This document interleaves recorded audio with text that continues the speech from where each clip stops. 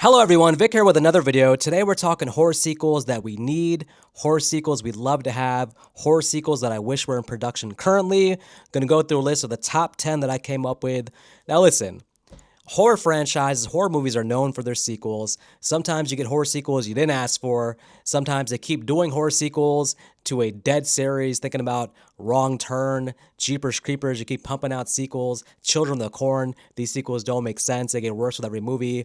But every once in a while there's a good solid horror film and you look away, years go by, you're expecting the sequel, you're expecting the franchise, and nothing comes of it, and you're left wondering what the hell, how come the movies we don't want sequels to always get sequels, but the movies we desperately want to see a continuation of the story or the characters or the concept, those are the movies sometimes as viewers we're left high and dry. Let's talk about it today.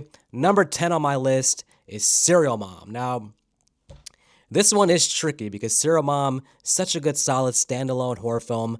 I don't understand why that concert full of people were okay with someone getting set on fire, seeing a murder right there on stage. I don't care how hardcore the music is. I don't care if you thought it was a part of the show. At a certain point, you're seeing a dead body burning on stage. Is it a stuntman? Well, it doesn't look like he's getting up. So after a few moments, feels like you just saw a murder. Okay.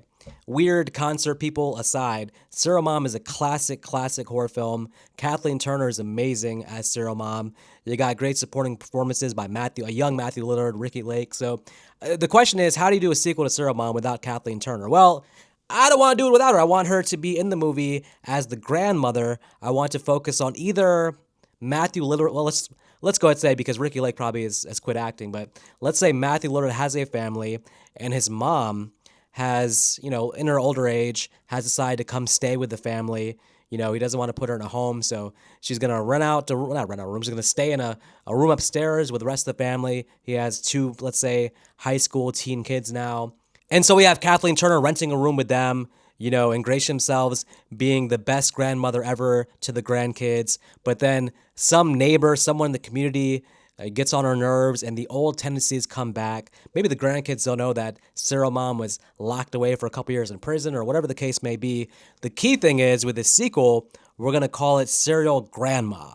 That's right, the entire concept, but now she's a grandmother, so now we're doing Serial Grandma. If you could get Kathleen Turner on board, this would be a fantastic sequel. I got a feeling Matthew Lillard would be down, so I really want to see that. Okay, next on the list.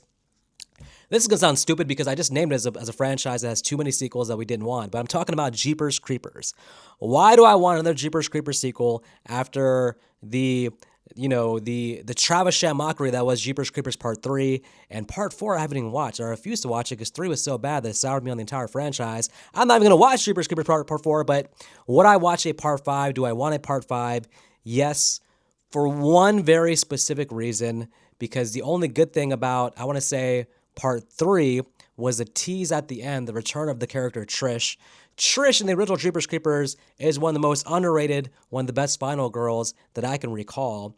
And man, you just end her story with her brother getting abducted, that creepy end of the scene of Jeepers Creepers. We've always wanted a Jeepers Creepers continuation of the character with the character Trish. We were promised that at the end of Part 3, and then of course nothing came of that, with apparently a very terrible Part 4. Give me one more Jeepers Creepers sequel, but give me an older Trish. Let her be the final confrontation with the Creeper. We all want to see it. I'm sure the actress is down. Give us Jeepers Creepers, a legacy sequel. Ignore the rest of them. Just give us a legacy sequel to Jeepers Creepers, the first one. Okay, what else is next on the list? Let's go to number 8. Number 8 is going to be Drag Me to Hell. I'm a fan of Drag Me to Hell. Nick Arcana doesn't like it so much, but there's a lot of great horror movies that Nick Arcana does not like. I would be down for the same concept, new characters, the same situation. We had that bank scenario. She turns down the loan, and now she's pretty much sentenced to hell. What a very controversial ending amongst horror fans, because some people feel like she didn't deserve the ending she got, getting sucked down to hell. But that's just horror movie 101. It's not like our characters ever really deserve what happens to them. It's just, it's a analogy for, metaphorically, you can say the world is a harsh place, and that's represented in horror films. Okay, same concept. Somebody who maybe controversially does something that on the surface might be damaging to another character who then puts a curse on them and then play the same thing out. I just think that formula, it's not like Final Destination where you could do like 7 films of it or 6 films, but I think you could do a couple Drag Me to Hells.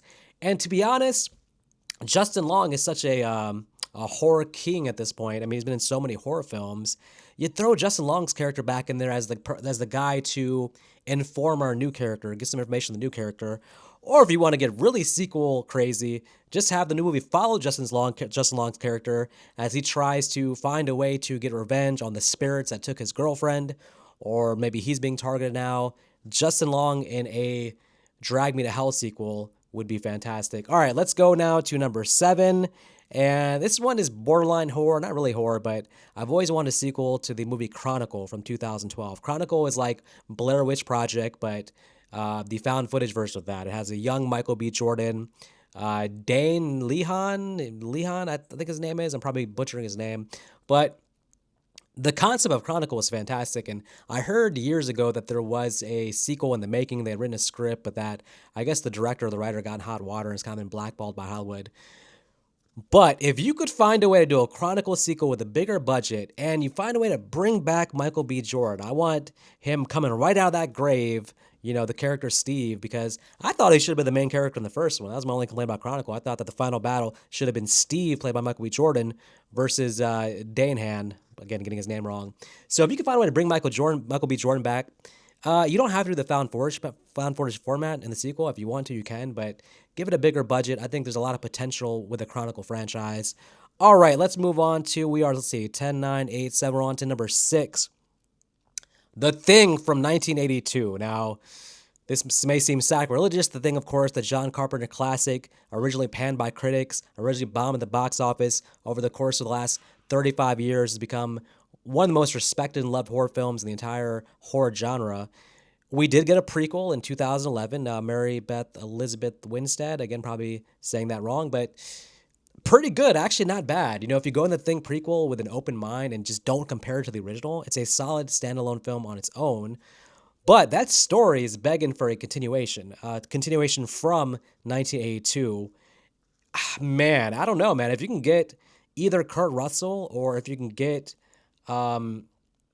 Keith David back for that sequel and just have a new cast of characters, have them be like the time-tested older people who have been through it so they can actually advise what's going on a little bit. But I don't know, man. Get that winter setting, get that, Antarctica setting.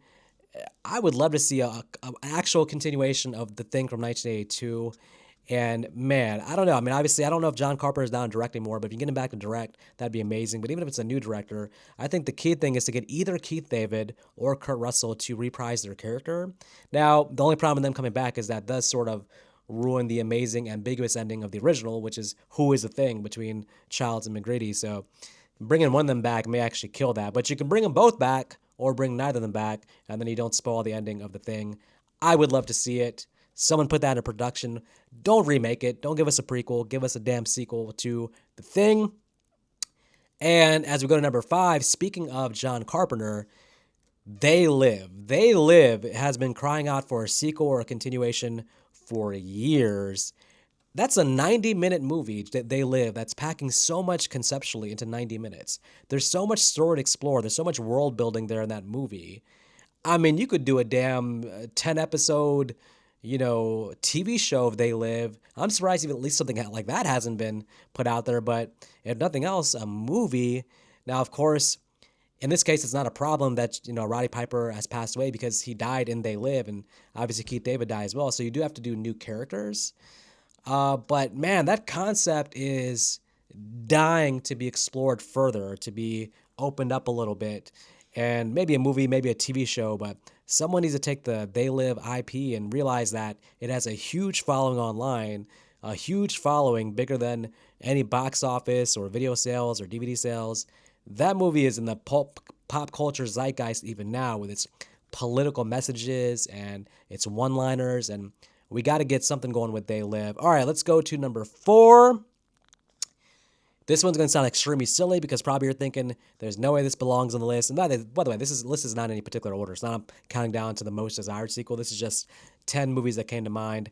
I want a Leprechaun movie with Warwick Davis. That's all I want. Just give me one more Leprechaun. I see articles all the time, the last 3, 4, 5 years, where they're promising a new Leprechaun movie. I'll scroll down the article, look at the different paragraphs, and thing I'm always looking for in the paragraphs is I'm looking for Warwick Davis's name, and I'm not seeing that mentioned. I don't know if he just moved on from the character, doesn't want to do it anymore. There was an article, I guess an interview with Warwick Davis years ago where he said that he doesn't want to play the character until his kids are grown and adults. He doesn't want to go back into horror until then. Well, since he said that, to my knowledge, his kids are adults, out of the household. Come back to horror, Warwick Davis. Give us one more classic Leprechaun performance. That's all I want. It's been a long time. It's too long. I just think that needs to be rebooted in a proper format with a Warwick Davis sequel. I don't want to see Back to the Hood for a third time. I do want a fresh concept. But just give us one more Warwick Davis Leprechaun film, please. Okay, let's go to, where are we at, number 3? I think we're at number 3. Let's see, I got 1, 2, 3. I got 3 left, I believe. Yeah, 3. Okay, so this one is going to be sort of unconventional, but it's a movie I watched recently in 4K that I'm thinking could definitely use a continuation, and I'm talking about The Faculty. The Faculty on the surface may seem like a one-and-done movie, but come on, man.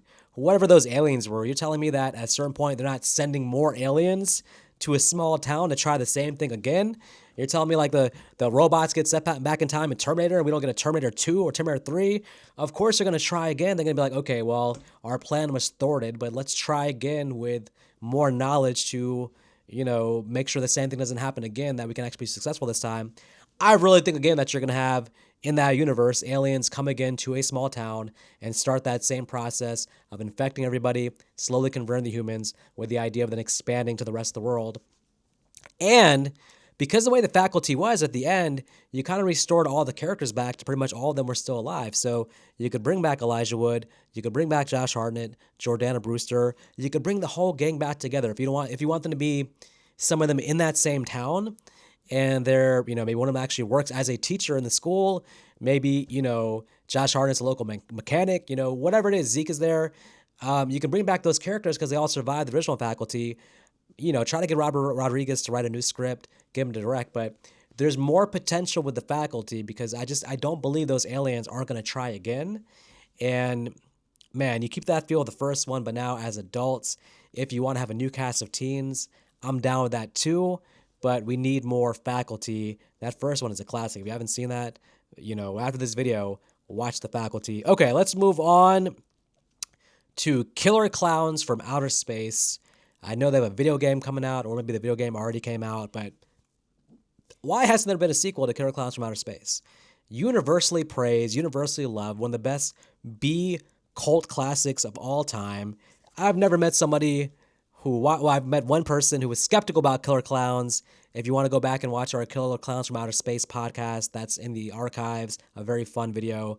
But I've noticed that anybody who actually watched the full film and didn't come away with a smile on their face, a big cotton candy, there's gonna be hot dogs, smile on their face. It's a great watch. It's a fun watch. We need more Killer Klowns. I know there's a trend now to go towards video games. You got the Halloween video game coming out. Killer Klowns is a video game, but as a non-gamer myself, I want to see an actual movie or a TV show. Come on, again, just like They Live, the clowns from Killer Klowns from Outer Space are in the pop culture zeitgeist. It has a huge following. Why can't we get at least one more movie, the same goofy tone, however you want to do it?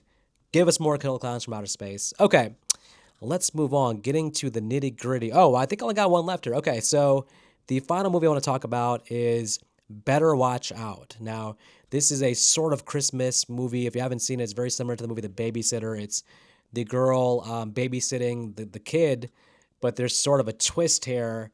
Okay, I'm just going to go ahead and I'll talk about the twist. If you haven't seen Better Watch Out, then skip this part of the video. But the kid is the one who set the whole thing up. So the kid is actually, here to kill the babysitter, attack the babysitter. So the kid's the evil one. The movie leaves off on a cliffhanger.